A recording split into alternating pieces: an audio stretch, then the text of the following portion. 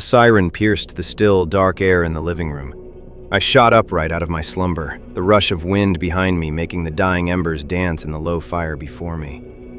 The handheld radio sounded the alert for about 10 seconds before it gave way to a stern but panicked-sounding male voice. This is a Greater Marysburg emergency alert broadcast. A public health emergency has been declared in the area. Members of the public are advised to seek shelter and stay indoors where possible. Lock doors and windows, and prepare provisions to remain in place for 48 to 72 hours.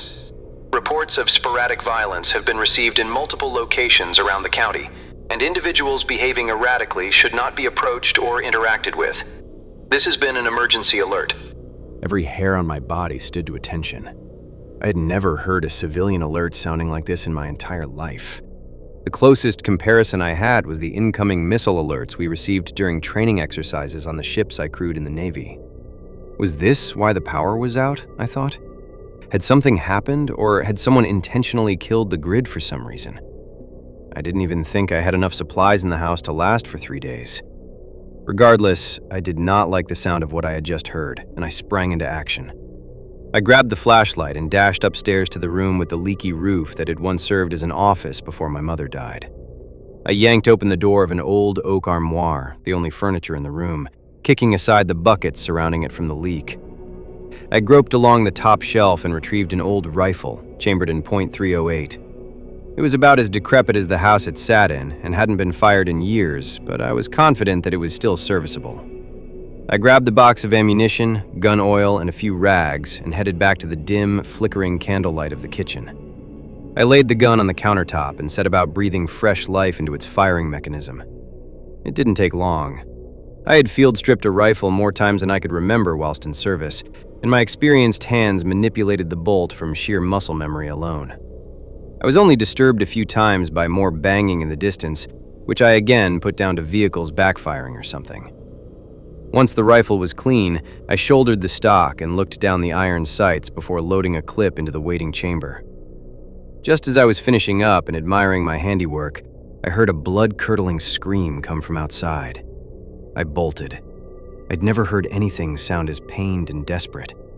That said, years of military experience kept me from running straight to the window to see what was happening. Taking hold of the cold steel of the rifle, I slid out of the kitchen and along the paneled hallway to a covered position at the side of the front door. Slowly, steadily, and silently, still shouldering the rifle, I rotated my body to peer out of the peephole in the front door. There were figures outside. I'd say people, but while I could only make out silhouettes, they looked far from human. There was something unnatural about the way they were moving. Close to the ground, jerking and contorting, I couldn't make out features in the moonlight. My eyes traced the street, and the silvery glow from the moon illuminated a horror scene. I immediately felt sick, ice rushing down my spine. There was a body, a young woman's body. It was Emerline. Emerline was a veterinarian who lived a few doors down on the opposite side of the street. She lay, evidently choking in a glistening pool of crimson. Her blonde hair was stained with claret, and her jaw hung from her once beautiful face, the bones piercing the flesh of her cheek. One of the stooped silhouettes noticed her choking and lurched towards her, jumping into a position straddling her torso. In a terrifying fit of absolute rage, it smashed its silhouetted arms down on her head over and over, dashing what remained of her head across the cobblestones. The choking sound stopped abruptly. The thing stooped over Emerline's body and, without a second thought, ripped the flesh from her neck with its teeth. The second shadowy figure that had been observing suddenly jerked its head in my direction. I could not make out any features, but I felt sick to my stomach as I sensed it staring straight into my soul through the peephole. I rolled back instinctively to my cover position and stood deathly still, trying to catch my breath. The brutality was like nothing I had ever seen. There was nothing I could have done for Emerline. I slid down the wall to the floor and didn't move for a good few minutes until my senses returned to me. My military training kicked in and broke through the horror of what I had just witnessed. I knew that whatever was out there, it wasn't human.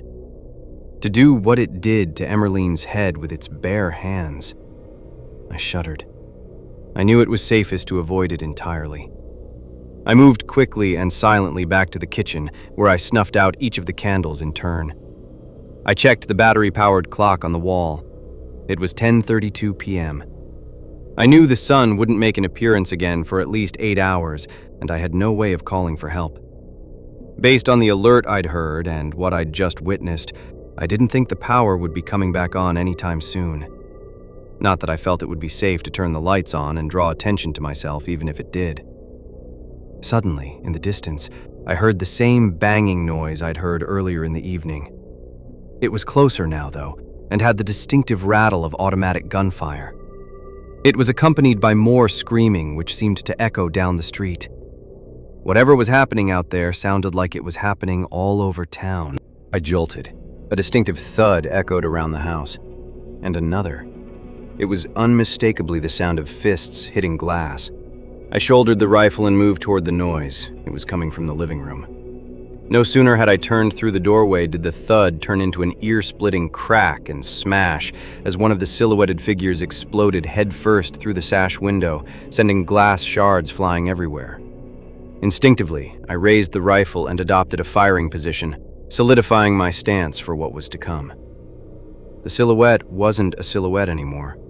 Its neck lurched upward from the floor where it landed, and the moonlight bounced onto its hideous face. The flesh was peeling away from the bones, eyes completely devoid of color, as though blind. White sputum and blood frothed from its mouth, and it snarled, fixated on me like a tiger on prey. And the stench. The smell of rotting corpses filled my living room.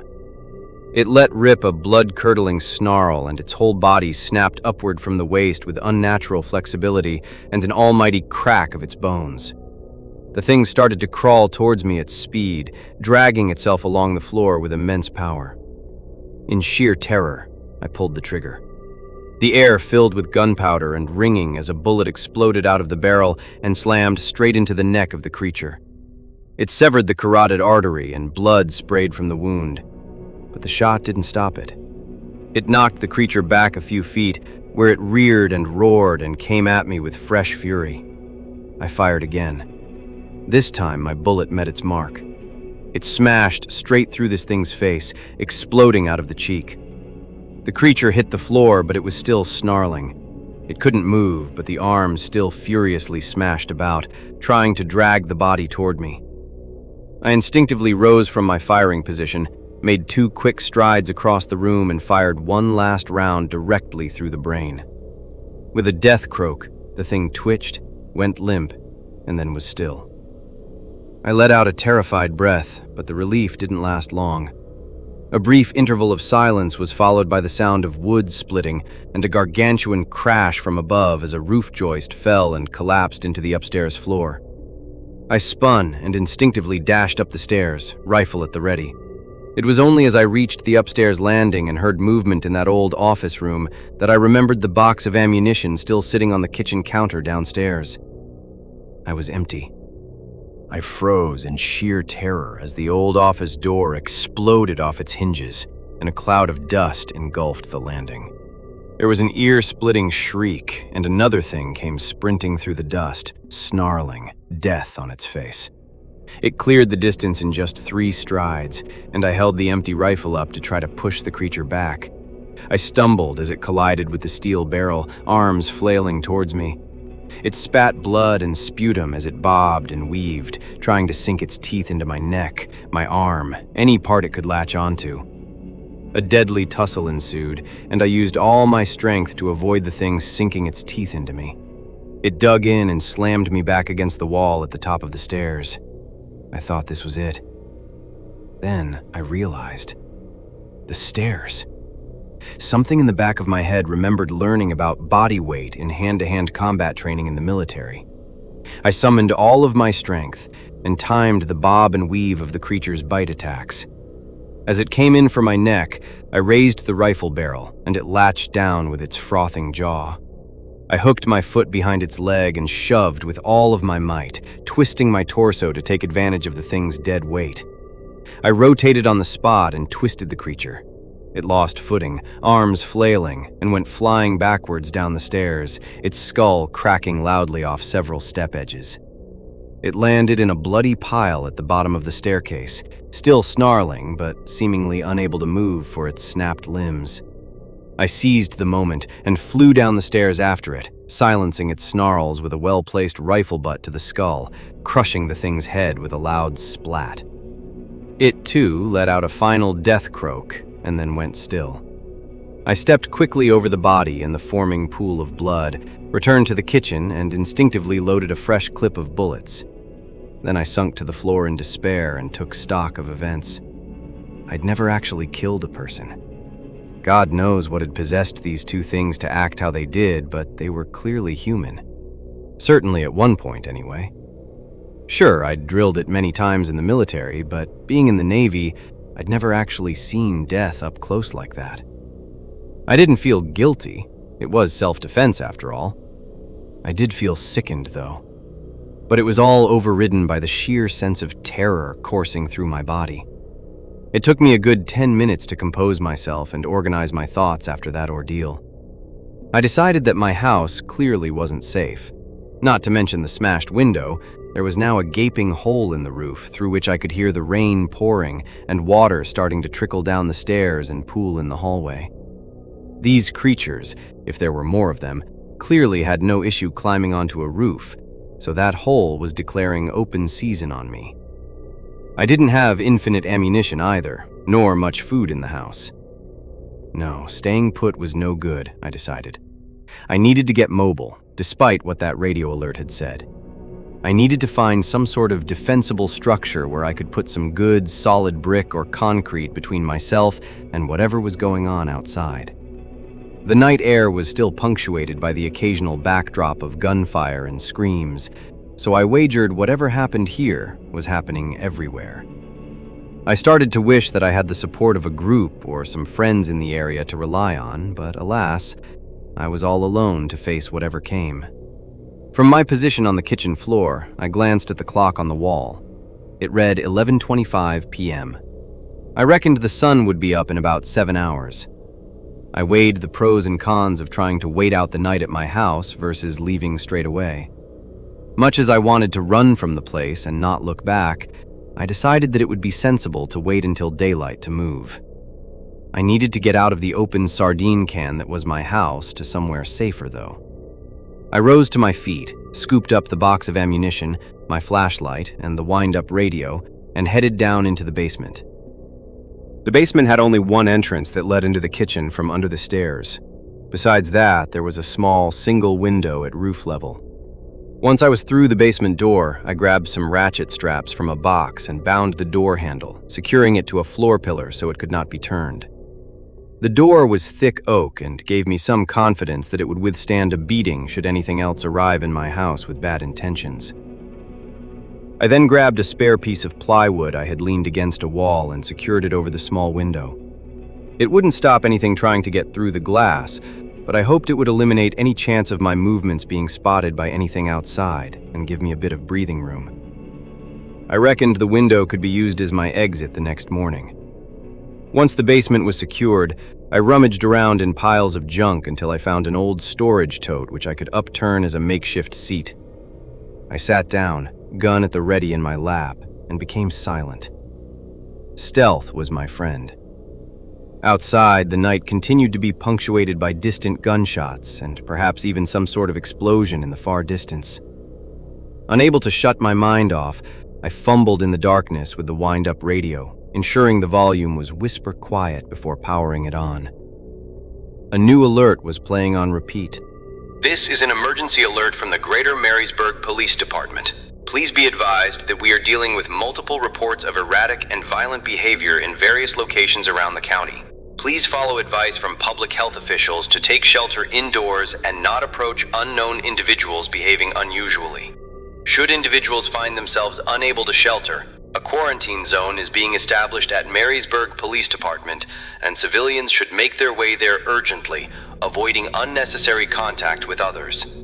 This has been an emergency alert. The police department, of course. Devoid of any other options, I satisfied myself that this would be as good a place as any to seek refuge in the morning. I knew it well. It was close to where I worked. It was a concrete shelled building, secure inside a wire fence perimeter with a security checkpoint. I felt certain that it would be well defended, due in no small part to the arsenal of weaponry they surely had stored in the bowels of the building. With my destination in mind, I started plotting a route in my head. I decided it would not be wise to take the main streets. After all, I had no idea what the situation would be and whether there were more of those creatures out there. I felt certain there would be, and fighting one by itself was already a complete game of pure luck. I knew that if more than one came for me at once, I would almost certainly go the same way as poor Emmerline. I figured the safest route would be to go behind the back gardens of the houses on my street, before cutting down the storm drain towards the town square. Once I got there, however, there really was no safe route around. I would have to survive on my wits and pray for divine intervention. I closed my eyes and tried to let my mind wander, settling back into the darkness to wait for the apparent safety of daylight. I didn't sleep for a minute that night. I had sat at attention on my tote all night, praying for the glorious embrace of the sun.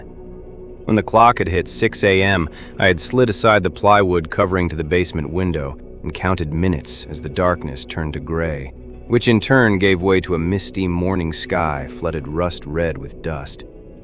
It seemed the rain had abated overnight, but the clouds I could spy in the distance gave warnings of more to come. I stood from my sentry's seat and stretched, for my body was stiff and cramped from a night spent sitting on that cold plastic box. I pulled the plywood cover away from the window completely and peered out into my back garden. It looked deserted, the overgrown grass swaying gently in the morning breeze, still wet from the previous evening's deluge. The tall wooden fence and lack of stimuli appeared to have allowed the area to pass the night uninterrupted by intruders. I was satisfied that I should be able to get out of the basement and over the fence into the alleyway without any issue.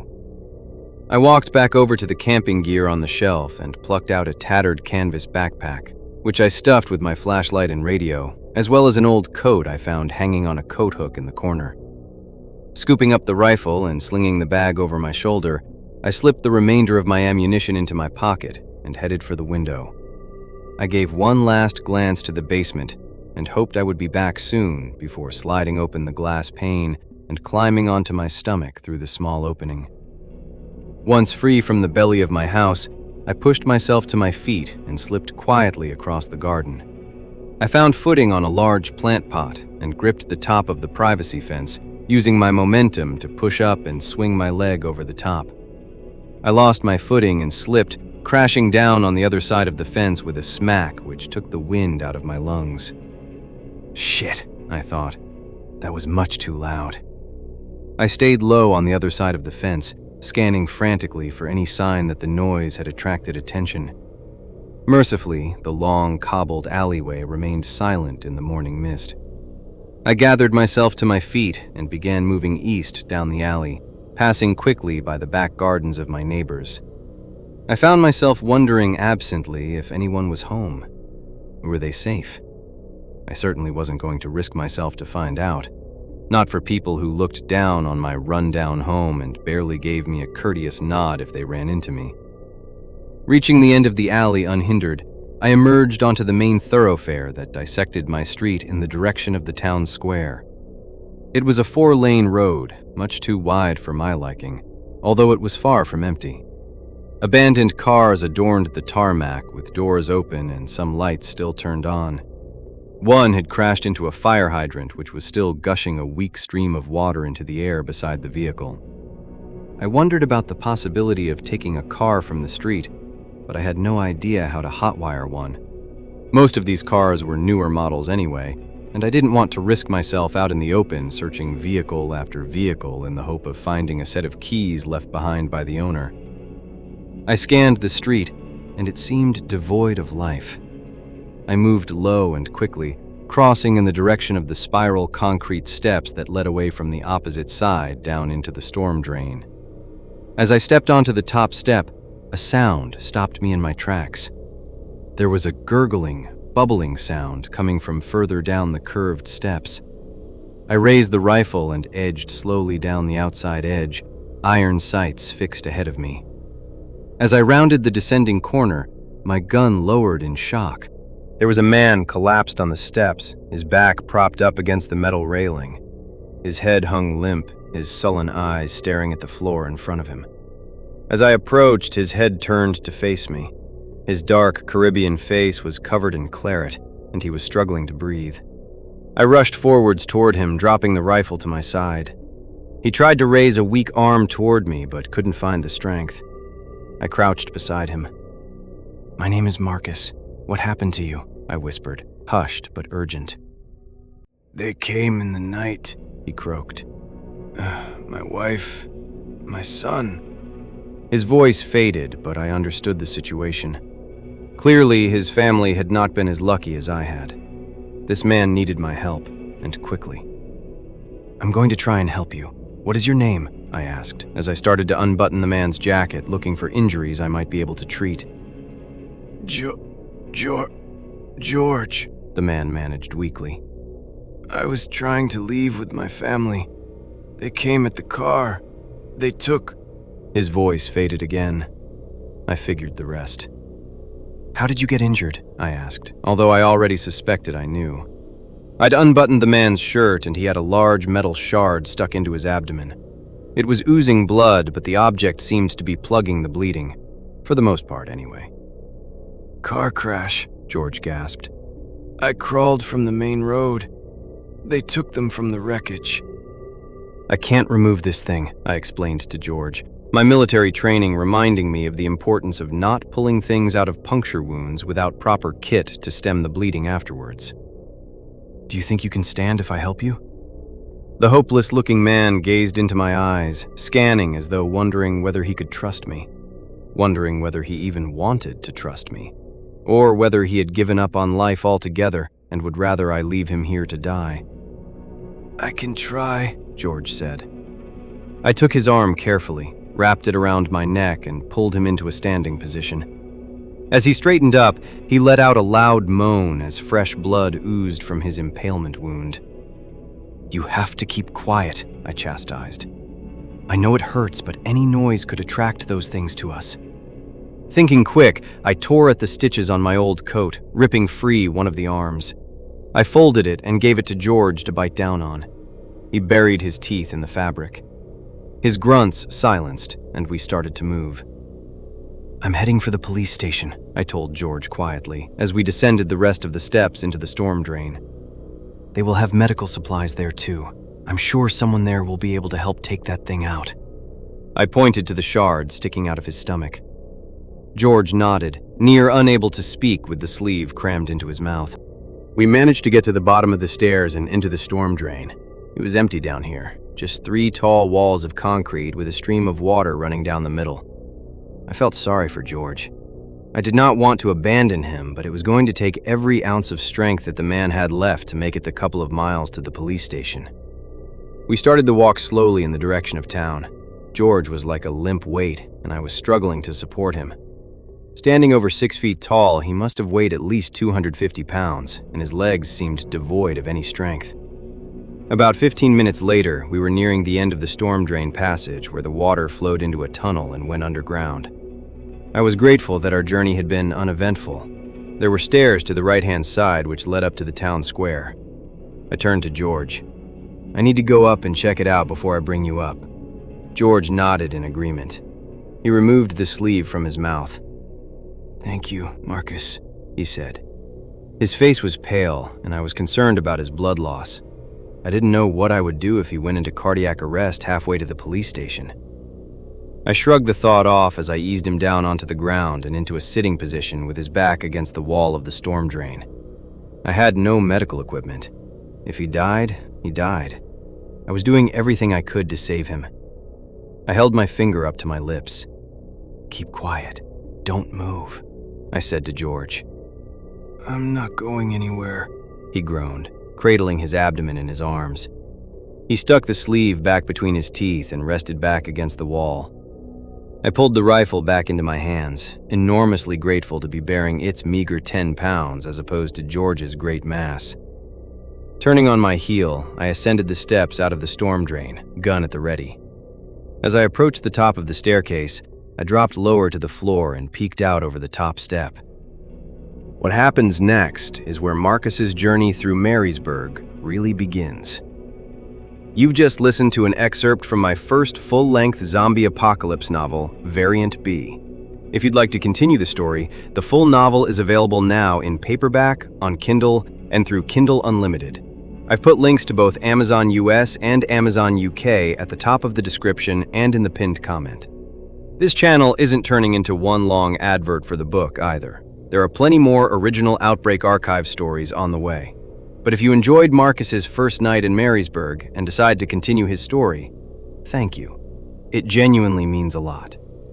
Until next time, dear listener.